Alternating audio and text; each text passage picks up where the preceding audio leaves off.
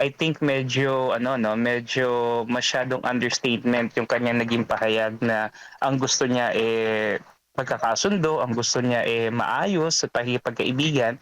But the thing is, hindi ito yung kanyang ipinakita 'no, at, lalong-lalo na ng mga tao na nakapalibot sa kanya na kung saan, in the months after ito nga na nagkaroon tayo ng team at, nung unti-unti na nga na nasisira ito, wala halos ginawa ang pangulo 'no para remedyohan yung, lamat na na nilikha ng, kanyang mga kaalyado. And then, pinahintulutan niya yung, pagkakaroon halimbawa nitong, pagfa-file ng impeachment, itong eventual na pag-aresto sa dating pangulo. So all of these things could have been, prevented if only the president became a bit more steadfast dito sa sinasabi niyang, peaceful, recourse dito sa mga events 'no.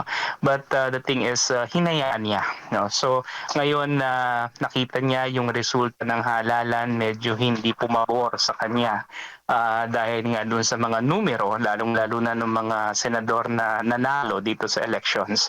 Now he is, offering the hands to reconciliation. So parang ang analogy ko rito parang medyo hindi tama 'no na, kumbaga nag-job ka ng nag-job tapos nung nakita mo na lumalakas yung kalaban at, babawian ka bigla mong ibibigay yung kamay mo at makikipagbati ka.